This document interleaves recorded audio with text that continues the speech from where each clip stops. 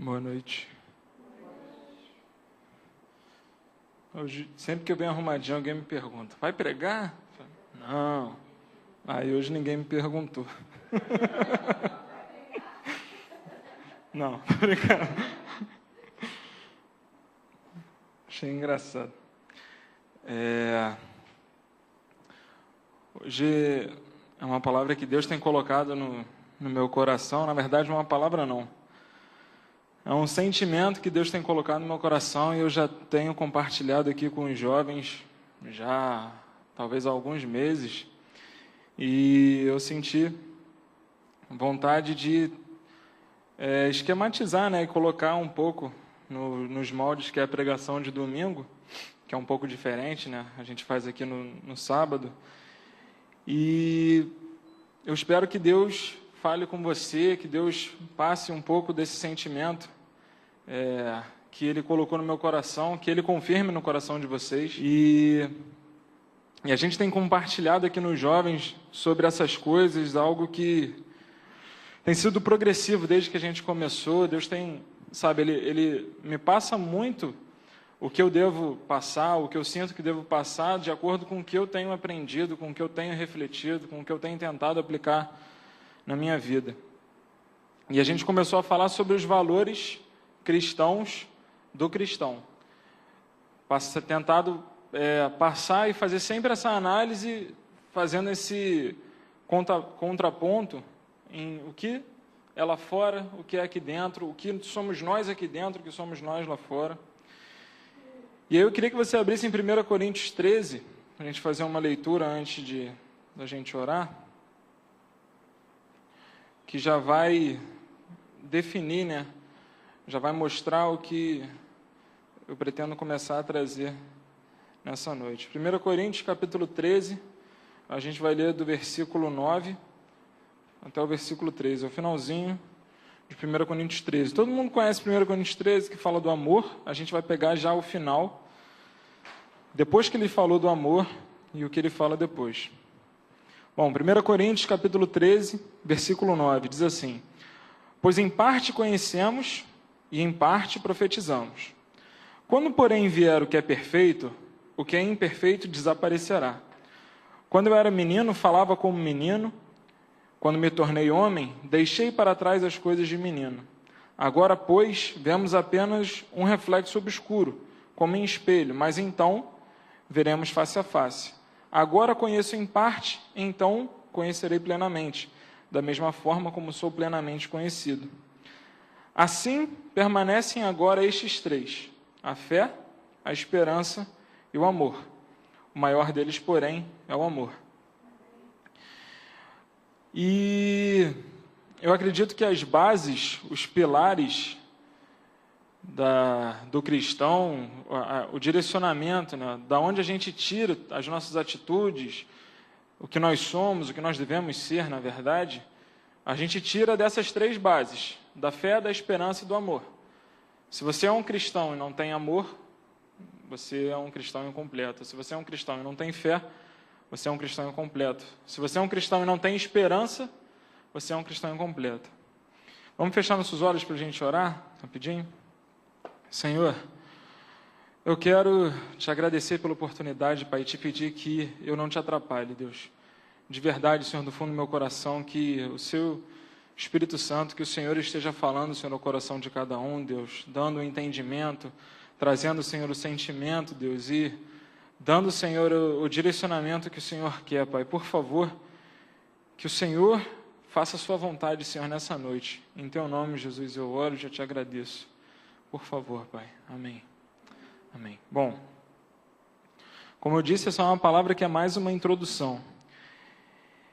E eu queria começar essa reflexão, lembrando que tudo que eu falar aqui, tudo que eu trouxer da Bíblia, todo o sentimento que eu passar para você, só vai ser válido na sua vida dependendo de como você vai reagir ao que o Espírito Santo falar para você, ou falar com você durante esses minutos. O simples fato de eu estar falando e de você estar ouvindo não muda a minha vida e não muda a sua vida nesse ato em si. O ato de eu falar não me gabarita a ser o que eu estou falando. O seu ato de ouvir também não te gabarita a ser o que você ouviu. Eu só vou, de fato, ser o que eu ouvi, o que eu senti de Deus, o que eu leio na Bíblia, se eu, de fato, quando sair por essa porta, quando eu estiver numa segunda-feira, ou no domingo, ou quando seja, eu decidi por ser o que eu entendi que Deus quer que eu seja. Essa palavra só vai ser válida na sua vida se você ouviu, Deus tocou seu coração, você concordou, se emocionou, sabe, cantou a música, chorou, mas tudo isso é verdade, você se arrepende, Deus renova, Deus trabalha, a oração faz diferença, mas só vai ser válido se você, quando estiver lá, você e Deus e o resto da sua vida, você tomar essa decisão e ser o que Deus quer que você seja. Queria abrir agora em João 14, no versículo 15. João 14, versículo 15. E esse o versículo, vai ser o versículo 15 só. É um versículo base para tudo que a gente vai estar falando. É o versículo base, na verdade, para a sua vida inteira e para a minha vida inteira. João 14, no versículo 15. Todo mundo abriu? Amém. Então, João 14, 15 diz: se vocês me amam, obedecerão aos meus mandamentos. É um versículo pequeno. Mas esse versículo, ele fala com a Bíblia toda. Porque em Tiago, nós já vimos, todo mundo já viu, que fala, a fé sem obras, ela é morta. E as obras estão inteiramente relacionadas com a obediência aos mandamentos. Então, o pilar, olha só como eles se ligam. Jesus falando, se vocês me amam, ou seja, o primeiro pilar, o amor, vocês obedecerão aos meus mandamentos. Lá em Tiago, a fé sem obras, olha outro pilar, ela é morta. E uma está intimamente ligada à outra, porque as obras é a obediência aos mandamentos de Jesus. E uma outra parte que Jesus ele fala, bem parecido com o que esse versículo diz, é algo que eu sempre falo aqui com os jovens, é na ocasião em que eles trazem uma mulher que foi pega em adultério, e todos acusando, provando Jesus, né? Jesus, a lei de Moisés manda a gente apedrejar e tal, e Jesus, é verdade. Então, quem não tiver pecado, taca a primeira pedra. E aí a Bíblia diz que dos mais velhos, mais novos, todos foram saindo, porque eles viam que eles não tinham essa condição, até que ficou só Jesus e a mulher. E aí a mulher vira para Jesus e fala, Jesus pergunta para ela, onde estão seus acusadores? E a mulher responde, foram todos embora. E aí a palavra de Jesus, a frase que Jesus fala para ela é assim, maravilhosa, porque ela também é uma frase que dá para direcionar a nossa vida. Jesus fala assim, eu também não te condeno. Mas ele não fala só isso, ele fala, vai e não peques mais. Fala, eu não te condeno, ou seja, Jesus mostra o amor por ela. Jesus poderia condenar ela. Por quê? Porque ele é justo, porque ela estava errada. Mas Jesus, por amor a ela, fala assim, eu não te condeno. Eu não quero te condenar agora. A gente subentendendo toda a história, que Deus, ele, no último dia, vai sim ter que condenar uns para outros. Mas naquele momento Jesus falou, eu não te condeno. Mas ele não fala, eu não te condeno, seja feliz. Ele fala, eu não te condeno, vai e não peques mais. Ou seja, o que é vai e não peques mais? São as obras. Subentendendo tudo que Jesus falou. Eu não te condeno, eu te mostrei o meu amor. Agora você demonstra seu amor por mim, vai e não peca mais. Não faz mais isso. Agora trazendo para a gente, né, para não ficar inferindo muito em cima disso. Por que não faz mais isso? Porque ele demonstrou o amor dele por nós.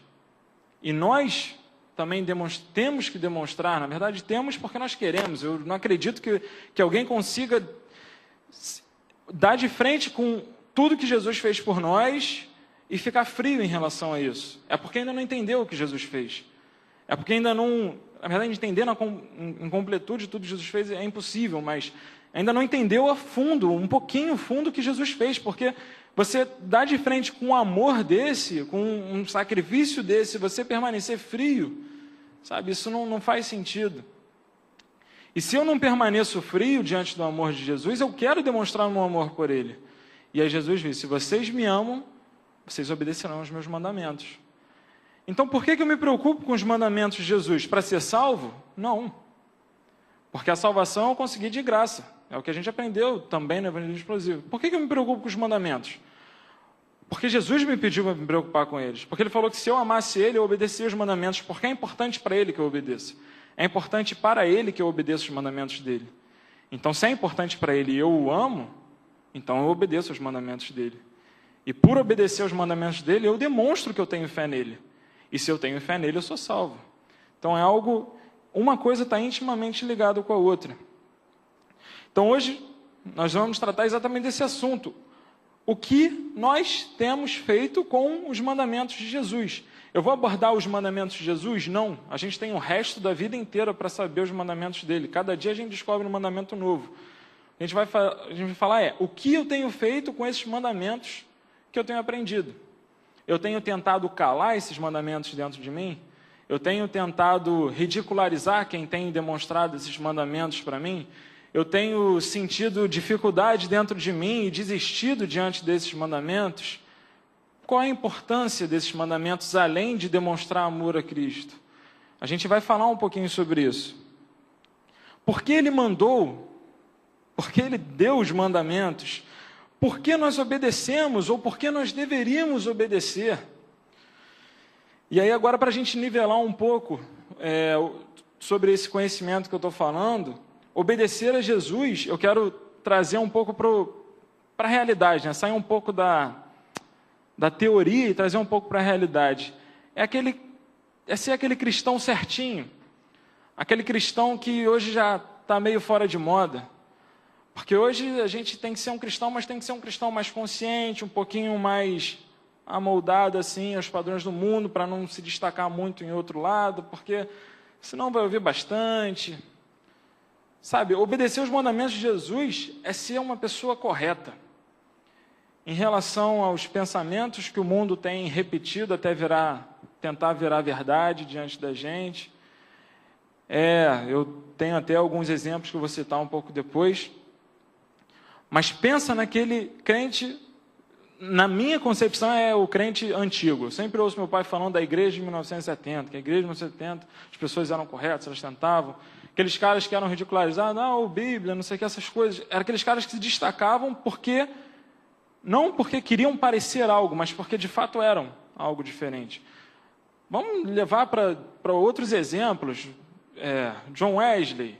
Vamos levar para outros exemplos, Paulo, Pedro, Timóteo, Tiago, outros exemplos, Josué, Gideão, porque a gente tem esses exemplos, um pouco mais perto talvez, o Billy Graham, eu não sei muito a fundo, mas tem um cara que eu gosto muito, que é o Paul Washer, também são pessoas diferenciadas que você olha e fala assim, ele não se contenta em ser como o mundo é, ele busca ser alguém diferente, ser alguém certo. Por mais que essas pessoas errem a partir de agora, não importa. Ser uma pessoa certa é o que Jesus mandou, é o que a gente tem acesso. E esse tipo de cristão hoje, com certeza, está fora de moda. Eu digo isso porque eu faço parte do mundo. Porque eu vejo a minha dificuldade muitas vezes em ser assim, e com certeza esse tipo de cristão hoje está fora de moda. Hoje o tipo de cristão que está na moda é aquele cristão que faz parte de uma igreja maneira, que faz parte de uma igreja... Não estou dizendo que a igreja tem que ser retrógrada. Não, mas ela tem que ser correta. E hoje tem se valorizado coisas dentro da igreja que são altamente visuais, são coisas assim superficiais. Eu acho que é essa a palavra. Afinal, hoje nós somos incentivados a ser altamente questionadores, não levar desaforo para casa e muito menos prejuízo. Coisas totalmente ou basicamente opostas ao que Jesus nos ensina e nos mostra a ser. Nós somos incentivados a ser altamente questionadores com Deus, com os irmãos, com os líderes, com tudo. Se você não questiona, você é um estúpido. É isso que me ensinam. Não sei se é isso que ensinam para vocês, mas é isso que me ensinam. Se eu não questiono tudo, se eu não questiono por quê, todas as coisas, você é um ignorante, porque o conhecimento está no questionamento. Ok, mas depende de como esse questionamento é feito, depende para quem esse questionamento é feito. Porque se você começa a trazer tudo isso diante para Deus, e eu trouxe, toda essa minha forma questionadora, eu trouxe para o meu relacionamento com Deus há um tempo atrás. E eu comecei a questionar simplesmente todas as coisas. E eu entrei numa vala profundíssima, que eu só saí de lá quando eu abri mão de todas as respostas por receber uma resposta. Eu não vou falar sobre isso aqui, mas a minha resposta, todas as minhas questões foram respondidas em Jesus, no amor de Jesus. Todos os meus questionamentos. Mas eu aprendi que o inverso de questionar é confiar. E pelo menos em muitos casos, o inverso de questionar é confiar. E Deus manda você confiar nele, basicamente a Bíblia inteira. E ele ainda dá de graça muitas respostas, caso você tenha alguma dúvida. Mas questionar a Deus, questionar muitas coisas é complicado. Não estou dizendo que a gente é incentivado até pelo pastor. Se está falando alguma coisa que é errada, a gente sim tem que ter o conhecimento e tem que ter essa capacidade de questionar. Não estou dizendo que a gente não tem que questionar. Mas existem questionamentos e questionamentos. Quando é em relação a Deus, quando é em relação a alguma coisa mais profunda do seu relacionamento com Deus, como foi na minha vida, muitas vezes esse questionamento mata e não traz o conhecimento. Mas se pararmos para observar o que Jesus falou e fez, não é só falou, Jesus falou e fez, entendemos o quão errado nossos conceitos e as nossas atitudes, ou a grande parte delas, ou algumas delas, estão, porque afinal nós não somos também tudo errado, a gente faz muitas coisas certas, não acha que eu estou dizendo que a gente está aqui tá fazendo tudo errado. Não, se a gente está aqui dentro, primeiro, a gente já está certo, legal. Se a gente está fazendo evangelismo, se está tendo culto das mulheres, se está tendo casados para sempre, se está tendo... Caramba, a gente está muito bem, não estou dizendo que a gente está mal, mas por que a gente não pode ir mais a fundo, andar um pouquinho mais no rio, a água começar a bater mais para baixo e a gente chegar a coisas maiores, sabe? Se for para chegar a coisas maiores, Deus quer essas coisas. Então é por isso que eu estou trazendo. Não acho que a gente está mal, acho que a gente está bem, de verdade. Mas como eu estava falando, a gente é incentivado a ser questionador, a gente é incentivado a não levar desaforo para casa. Se alguém fala, eu rebato. Quem é essa pessoa para falar isso de mim? Isso é completamente oposto ao que Jesus mandou a gente fazer. A gente é incentivado a não levar prejuízo, também é o oposto do que Jesus mandou a gente fazer. Porque Jesus mandou o quê? Se alguém te pede a capa, dá a túnica. Se alguém te bate numa face, dá outra. Então, oferecer outra face, se Deus fala, se você já caminhou muito e a pessoa te pede mais uma milha, caminha mais uma milha. Se pedir a capa, dá a túnica, perdoa 70 vezes 7. São alguns exemplos e muitos outros. Mas aí eu pergunto, uma pessoa que fica levando prejuízo o tempo todo, uma pessoa que é ridicularizada e não responde, não mostra quem uma pessoa que, sabe, doa as coisas e não recebe nada em troca a princípio, uma pessoa que tem que abrir mão de orgulho e perdoar e, sabe, se doar e fazer isso. Quem é que quer ser assim?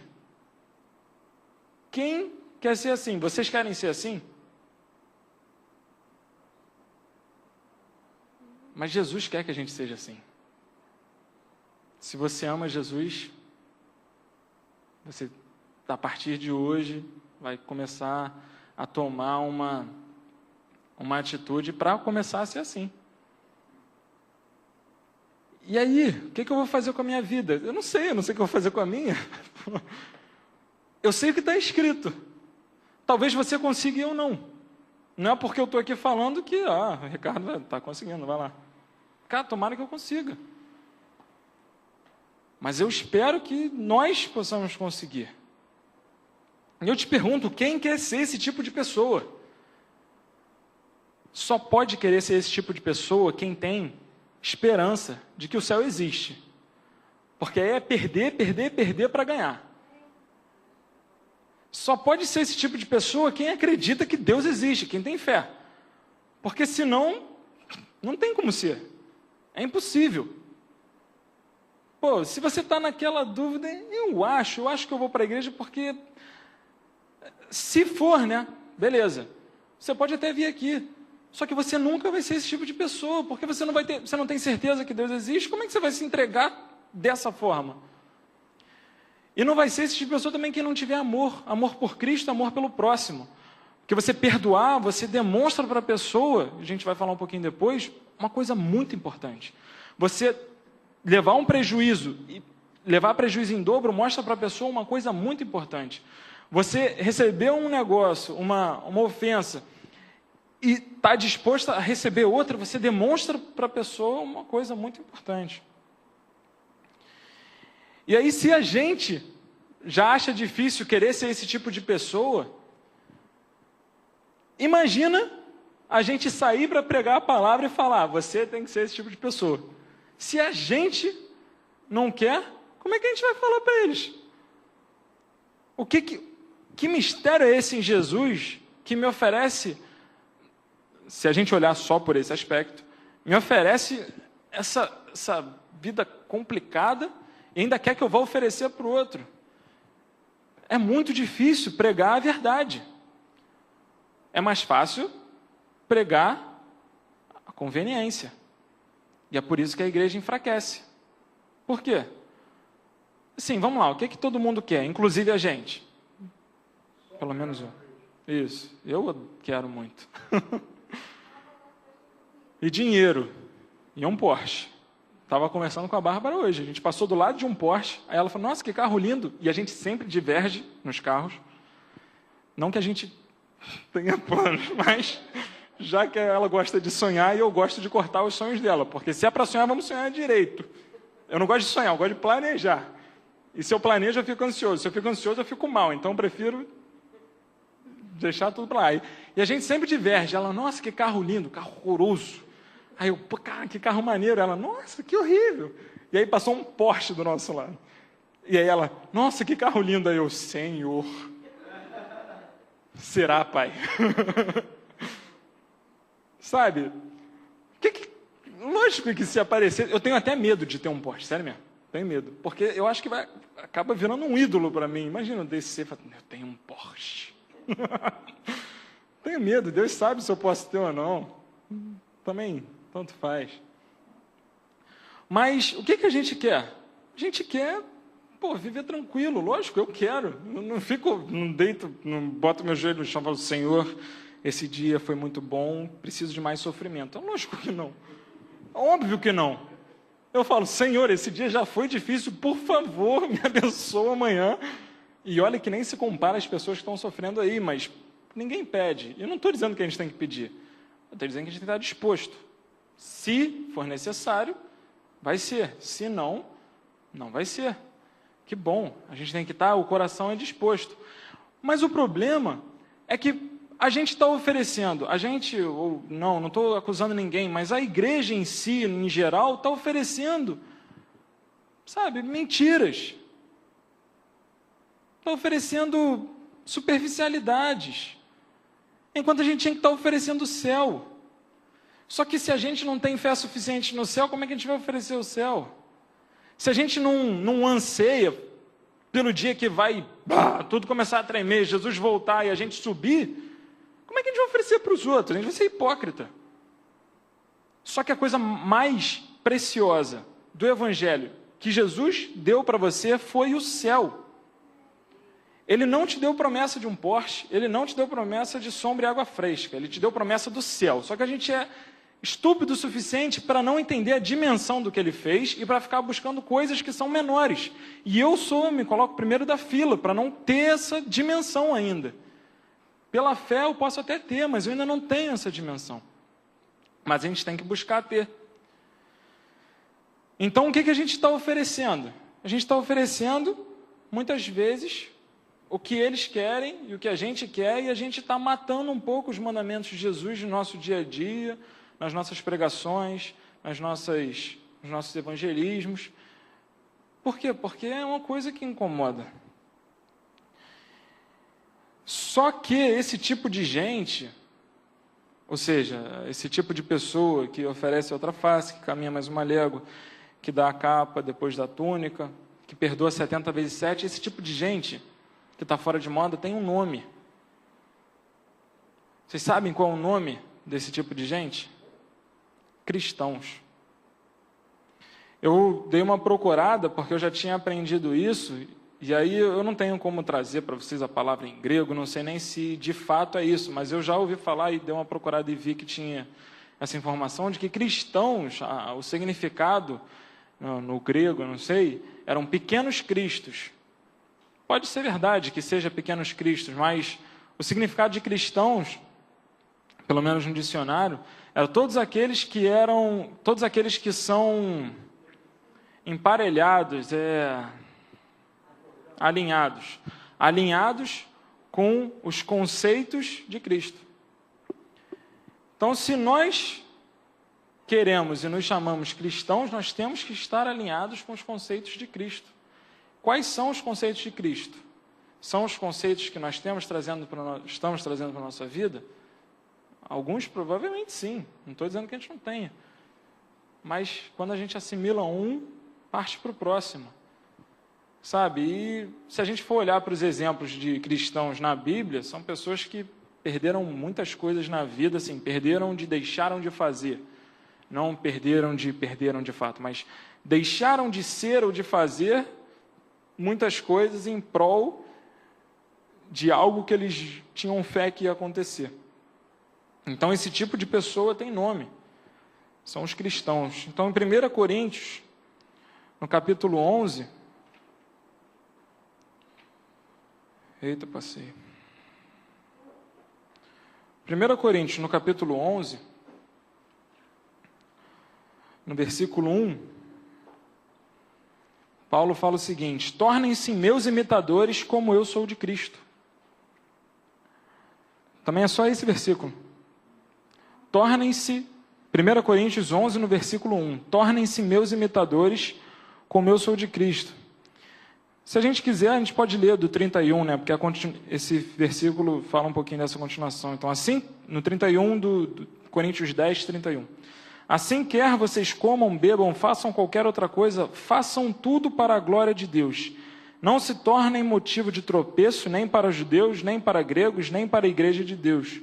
Também eu procuro agradar a todos de todas as formas, porque não estou procurando o meu próprio bem, mas o bem de muitos, para que sejam salvos. Tornem-se meus imitadores como eu sou de Cristo. Sabe, Paulo ele construía tendas, ele tinha um emprego e fazia, no final, né, depois que ele se converteu, ele fazia viagens e permanecia 2 anos num lugar, 1 ano no outro, 2 anos no outro, trabalhando, fazendo as tendas dele. Ele dá um testemunho que fala assim: eu sei ser rico, eu sei ser pobre, eu sei ter, eu sei não ter, eu sei ter roupa, eu sei tudo, eu sei o que é viver de tudo. E ele aprendeu a viver de tudo enquanto ele vivia para o bem de outras pessoas, vivia pela salvação de outras pessoas. E a pergunta que fica para a gente: a nossa vida tem sido vivida para que pessoas sejam salvas? Ou a nossa vida tem sido vivida para o nosso bem-estar e, por consequência, em algum momento alguém pode ser salvo?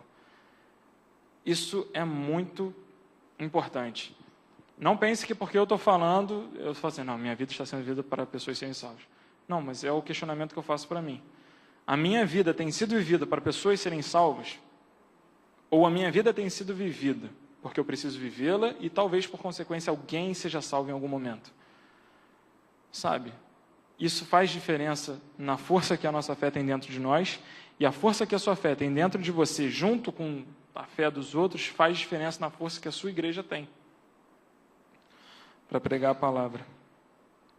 Em Atos 11, e eu separei Atos porque foi algo muito interessante, Atos 11, no versículo 26, é só uma curiosidade. Eu vou ler do 25, né, porque o 26 é a continuação da frase. Atos 11, no versículo 25, diz: então Barnabé foi a Tarso procurar Saulo, e quando o encontrou, levou-o para Antioquia.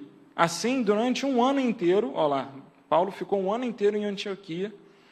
Paulo e Barnabé e Saulo se reuniram com a igreja e ensinaram a muitos. Em Antioquia, os discípulos foram pela primeira vez chamados cristãos. Quando eles passaram 1 ano ali ensinando o quê? Os mandamentos de Jesus, o caráter de Jesus, essas coisas. A consequência com as atitudes deles foi que ali foi a primeira vez que se ouve o nome cristão. Ou seja, se ouve o nome seguidor de Cristo, pequeno Cristo, imitador de Cristo, aqueles caras eram dignos de serem chamados cristãos. Você olhava para eles, você via Jesus. Quem é cristão é quem é olhado. Eu falei ontem a música, eu esqueci de novo. Você olha para a pessoa, você já não vê a pessoa. Você vê, parecido contigo. Você vê Jesus na vida dela. E hoje a palavra tem sido pregada de uma forma mascarada, incompleta, e tem gerado igrejas incompletas. As pessoas querem ser fartas, e isso é o que tem sido falado. As pessoas nem pensam em ser salvas. Olha só. As pessoas não pensam em ser salvas. Eu digo isso primeiro dentro da igreja. Porque, primeiro, as pessoas imaginam que elas não têm que ser salvas de nada. Tem que ser salvas de quê? Elas primeiro não entendem do que elas têm que ser salvas. Para entender que elas precisam ser salvas. E por isso, a gente não consegue falar que as pessoas precisam ser salvas. E eu te pergunto, isso é o que elas pensam, né? E quando nós dizemos que elas têm que ser salvas, e eu pergunto para vocês, não precisa responder, mas dá uma resposta interna, rapidinho. Do que você precisa ser salvo? Não responde. Responde aí dentro. Do que você precisa ser salvo? A gente sabe que salvação significa vida eterna. E para a gente ser salvo é porque a gente não tinha como ter a vida eterna. Então, se nós fomos salvos, é porque alguma coisa aconteceu para que a gente tivesse a vida eterna. A gente tem que ser salvo de quê?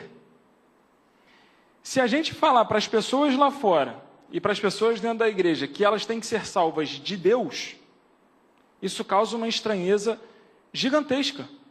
Como assim eu tenho que ser salvo de Deus? Deus não é amor? Você não tem que ser salvo de Satanás, você tem que ser protegido de Satanás, porque Satanás atenta muito contra a sua vida, é verdade, mas você tem que ser salvo de Deus. Você tem que ser salvo da ira de Deus, você não tem que ser salvo do capeta. Se você falar isso dentro de muitas igrejas, eu acho que... Como assim? Se você falar isso lá fora, isso pode causar estranheza, só que é isso que a gente tem que pregar. Você está pregando para mim que eu tenho que ser salvo do Deus que você está pregando. É exatamente isso. Só que existe uma pessoa que pode te salvar, não sou eu. Você fala para a pessoa. Aí ela pergunta, quem pode me salvar? Aí você, Deus. Como assim? Você está dizendo que eu preciso ser salvo de Deus e que Deus vai me salvar? Sim, exatamente. E se você conseguir explicar para a pessoa essa loucura, você entendeu o que é o cristianismo. Porque é completamente lógico, não é ilógico, apesar de parecer, é completamente lógico. Você começa contando a dualidade. Deus é justo, mas Ele é misericordioso. Você apresenta Jesus para ela, e você mostra como o Deus ilógico, malvado do princípio, é completamente amoroso e louco por você. E aí eu encontrei as minhas respostas em Jesus, no amor de Jesus. Todos os questionamentos, se Deus existe, por que o mal existe? Se Deus sabia que o homem ia cair, por que Ele criou o homem? Tudo isso morre na figura de Jesus. Porque se Deus fosse tão ilógico assim, Ele não viria como Jesus para salvar e para fazer isso tudo. E o resto das minhas dúvidas, quando eu vou tirar? Foi o primeiro versículo que a gente leu, porque agora eu vejo em parte, mas então verei completamente. Agora eu sei, eu vejo como um reflexo obscuro, mas então conhecerei plenamente. Quando eu conhecer plenamente, eu vou ter exatamente a ideia, a noção do porquê de todas as coisas. Hoje, para mim, basta a graça de Deus e o amor de Jesus. E é isso que a gente tem que falar para eles. Você precisa ser salvo de Deus, e Deus pode te salvar. Se você conseguir explicar isso para você mesmo, você consegue explicar isso para os outros. Se você não consegue explicar isso para você mesmo, você ainda não entendeu o Evangelho de Cristo.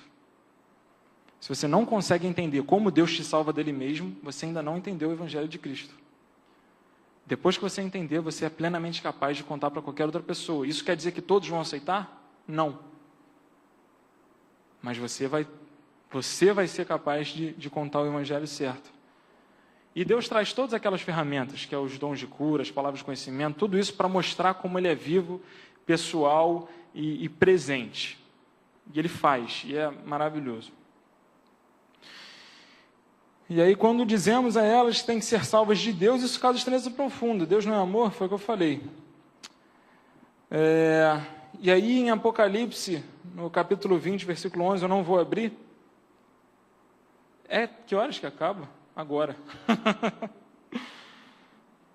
Mostra que Deus vai, no dia da ira, vai acabar com todas as coisas.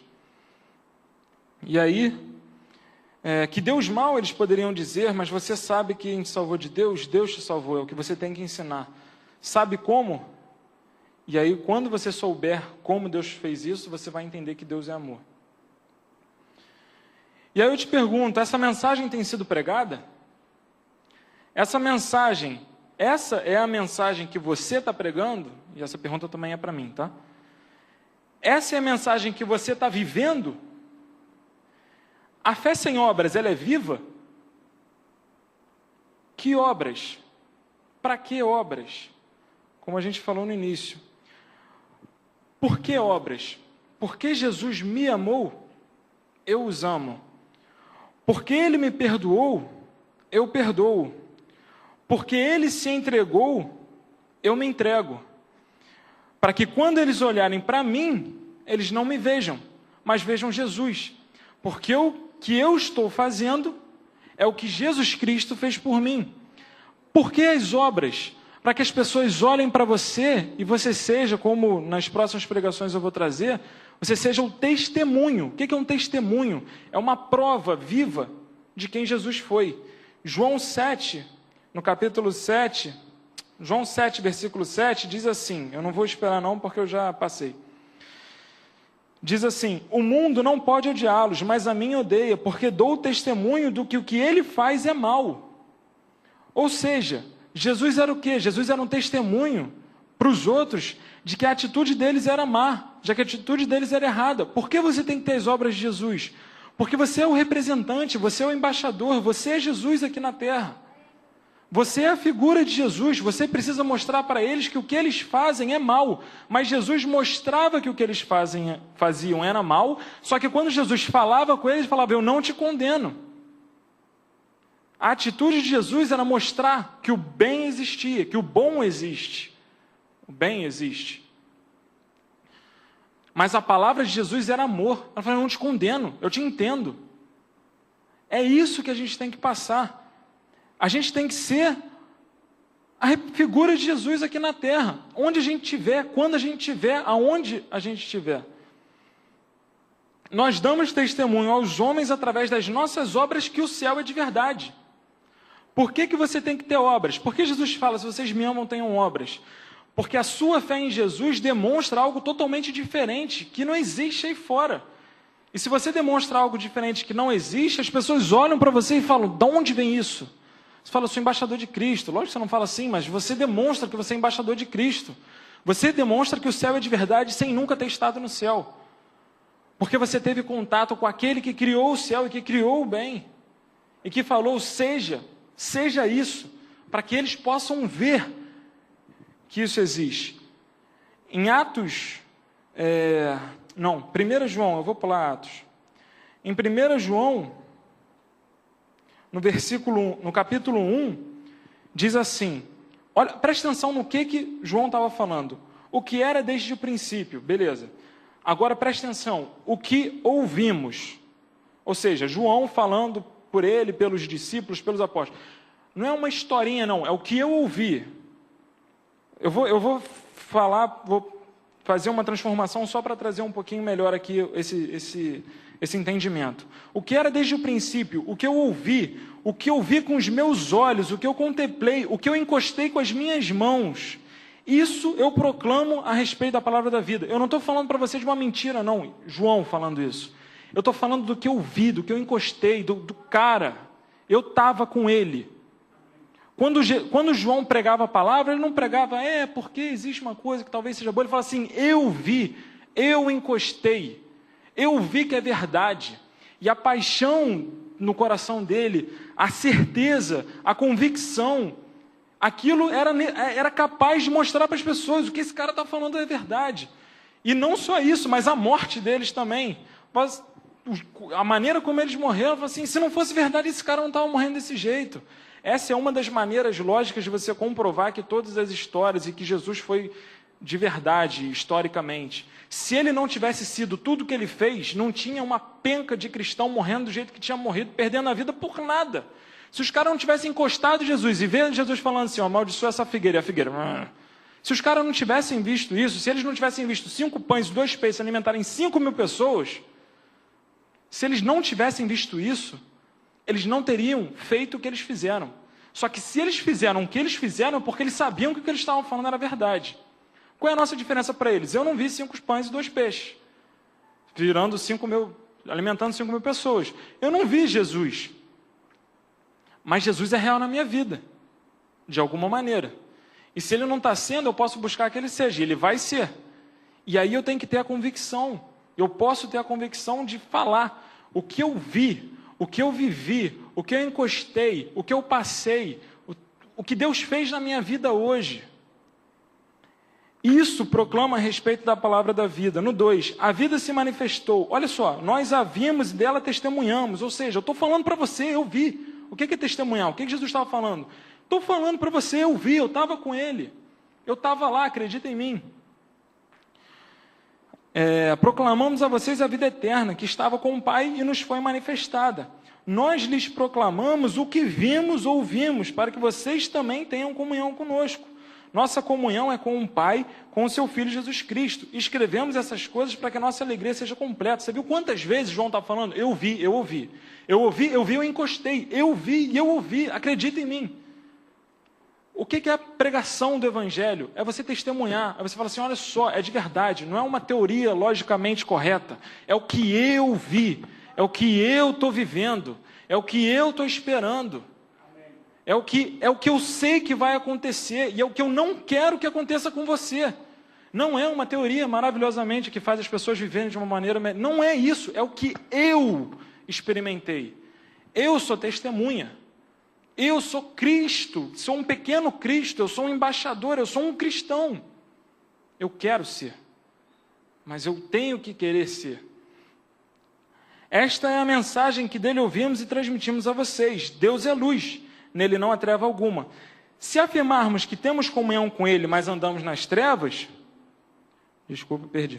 mentimos e não praticamos a verdade. Se, porém, andarmos na luz, como ele está na luz, temos comunhão uns com os outros, e o sangue que a gente vai tomar agora de Jesus, seu Filho nos purifica de todo pecado. Se afirmarmos que estamos sem pecado, o que muitas igrejas afirmam hoje, enganamos a nós mesmos, e a verdade não está em nós.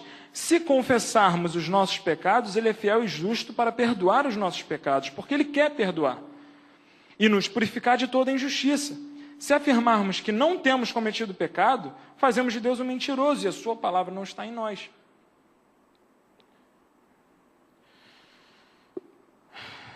E nós vivemos hoje, respiramos, ganhamos dinheiro, comemos comida, simplesmente para que as pessoas olhem para a gente e vejam Jesus. Enquanto isso, a gente pode dirigir um Fusca ou um Porsche, tanto faz. A gente tem que viver para que pessoas sejam salvas e, por consequência, dirigir um Fusca, um Porsche, um C3. E não viver para dirigir um Porsche e, por consequência, alguma pessoa salva. Não estou dizendo que Deus quer a miséria, mas busquem em primeiro lugar o reino de Deus e a sua justiça, e essas coisas vão ser acrescentadas. O que tiver que ser acrescentado, vai ser acrescentado. E buscar a Deus faz parte de estar aqui, de ter a comunhão, de participar dos cultos, de fazer evangelismo, de vir no meu pé falando, Ricardo, você está errado, e todas essas coisas. E uma coisa que eu falei ontem, para terminar, né? Já até terminei aqui o que estava, mas eu senti vontade de falar. Eu falei isso ontem aqui nos jovens.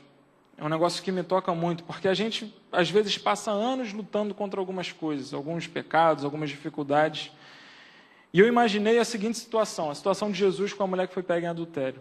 Que, pai, todo mundo vai embora, não sei o quê, fica só Jesus e ela, cadê seus acusadores?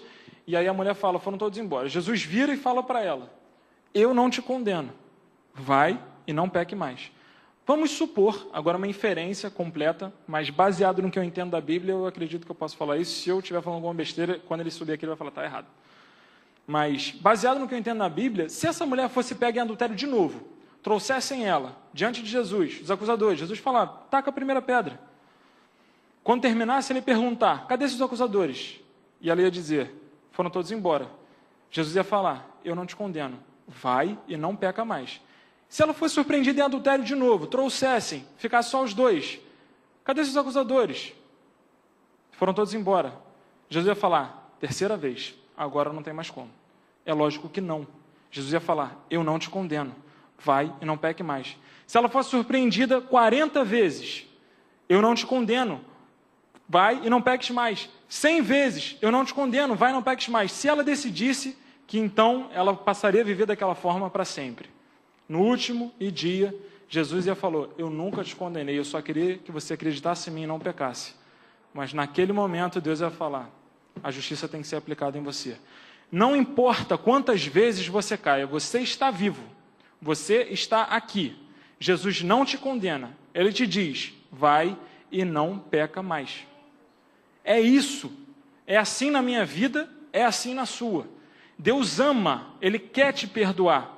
Todas as vezes, vai e não peca mais. Vai e muda a sua atitude.